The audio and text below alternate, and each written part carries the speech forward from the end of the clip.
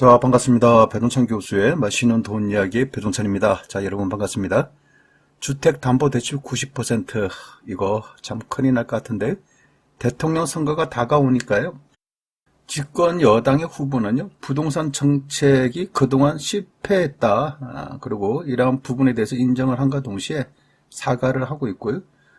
하지만 대선 후보자의 공약을 놓고 본다면 주택 공급을 300만 원 이상 하겠다. 따라서 집값을 잡겠다라는 공약을 내걸고 있죠.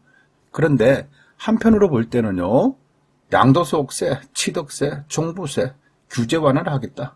이런 정책을 발표하게 됨으로써 집 가진 소유자들, 다주택자들의 표까지 다 얻겠다는 거. 어떻게 보면 투트랙 공약을 펼치고 있다는 겁니다. 즉 무주택자들도 잡고 다주택자들, 집 가진 자들 표도 얻겠다는 거예요, 이게. 또한 야당 후보 또한 마찬가지이죠.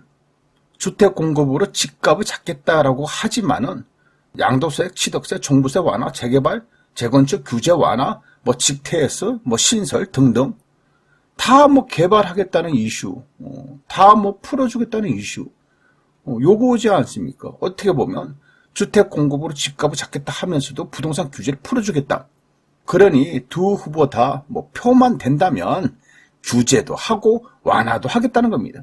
어떻게 보면 말이 안 되는 거예요. 말이 안 되는 부동산 공약들을 막 남발하고 있다는 겁니다. 오로지 표만 된다면 무조건 표를 위해서 일단 부동산 공약부터 발표부터 하고 보자. 이런 식으로 지금 흘러가고 있다는 겁니다. 어떻게 보면 공약에 대한 난장판이다라고 말씀을 드릴 수 있을 것 같고요. 부동산 정책으로 본다면 도저히 이야기가 어려운 공약들이 이처럼 남발하고 있다는 겁니다. 특히 이재명, 윤석열 후보의 LTV 완화 80에서 90%까지 적용하겠다.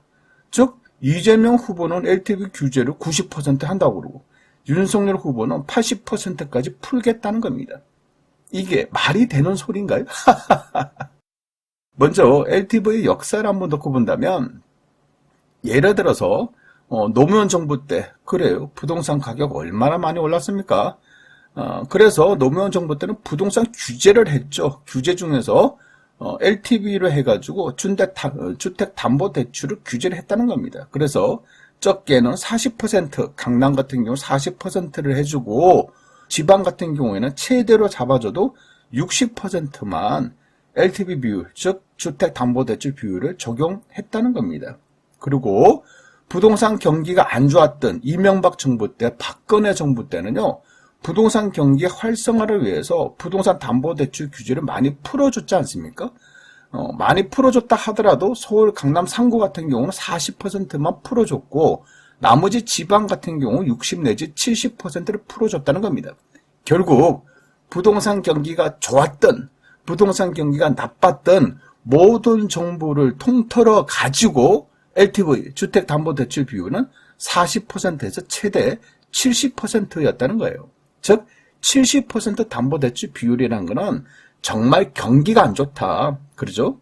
전 세계적인 금융위기에 빠져가지고 주택경기 활성화가 너무 안 됐어. 그때 경기 부양정책으로 부득이하게 70%까지 담보대출을 해줬다는 거죠.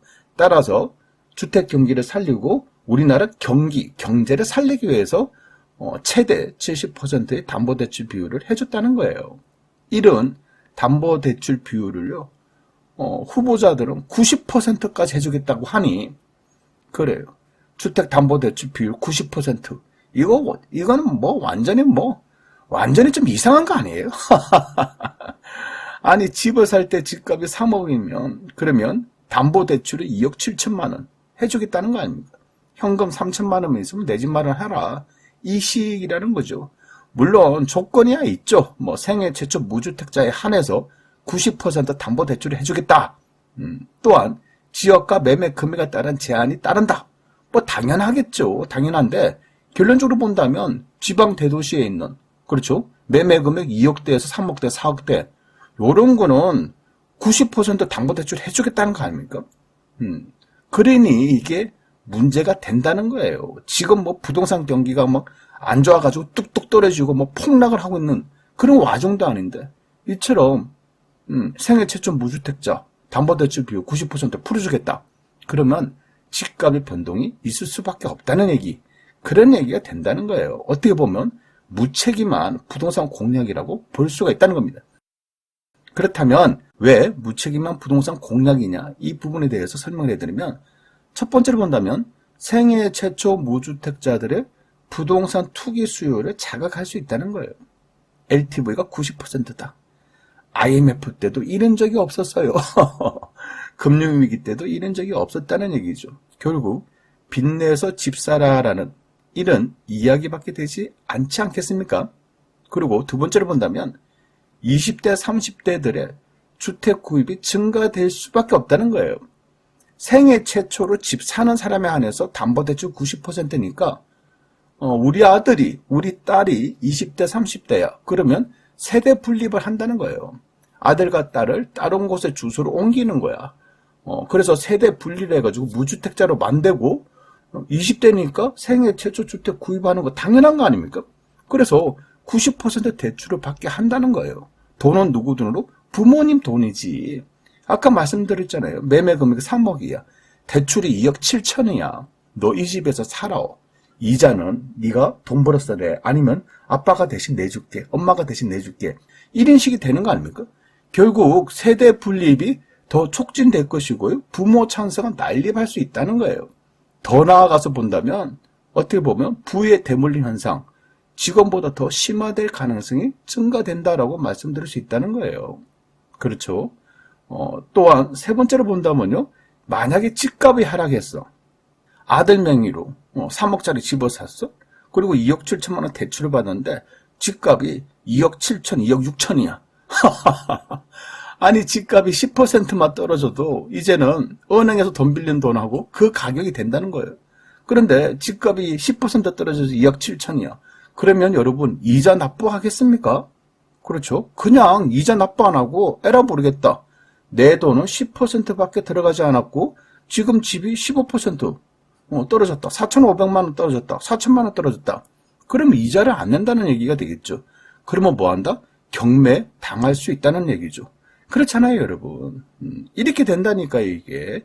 그러니 이게 말이 안 된다는 거예요. 아파트 같은 경우, 예를 들어서 최소 70%의 낙찰을 받았다라고 하면, 대출 금액은 90%를 받았고, 낙찰 금액은 70%다. 그러면 이 20% 손실금은 누가 책임지냐는 거예요. 은행이 다 책임져야 됩니까? 그렇게 된다면 금융기관도 파산 상태가 또 발생될 수 있겠죠. 그러니, 집 담보대출 90%를 받은 개인도 파산되고, 담보대출 90%를 해준 은행도 파산되고, 이거 뭐 하자는 건지. 그렇지 않습니까? 따라서 이러한 LTV 90% 대출, 이런 부동산 공략은 내놓을 수 있는 공략이 아니라고 저는 생각한다는 거예요. 결국 이러한 부동산 공략을 내건다는 것은 대선 후보자들 캠프 내에서는요, 주택담보대출 생애 최초 무주택에 한해서 대출을 90%를 해줘도 집값은 떨어지지 않는다. 금융기관은 손해보지 않겠다라는 이러한 확신이 있어서 이러한 정책을 내놓은 거 아닐까요? 결국 이러한 이야기는, 이러한 대선 공약, 부동산 공약은 부동산 시장에 잘못된 신호를 보내는 거라고 저는 생각한다는 거예요. 그렇지 않습니까? 특히 생애 최초 무주택자들의 주택 구입할 가능성이 높은 금액, 주로 뭐 2억대에서 4억대, 5억대 사이에 이런 6억 원 이하의 아파트들, 그렇지 않습니까? 이런 서민형 아파트들의 가격이 또 한 번 꿈틀거릴 수 있는 계기가 된다는 거예요. 그러니 대선 후보자 분들께서는요, 이러한 부분을 좀 살피시고 부동산 공약을 내놔야 되지 않을까요? 물론 당선이 된 이후에 나 이거 못해주겠다, 대출 90% 못해주겠다 라고 말할 수도 있겠지만은, 그러기에는 너무 신뢰가 가지 않는 부동산 공약의 남발이지 않을까요? 이러한 부동산 공약 남발에 의해서 주택시장까지, 부동산 시장까지 왜곡이 된다면 그러한 책임은 과연 누가 지는 걸까요? 이상까지 배종찬 교수의 맛있는 도움 이야기였습니다. 감사합니다.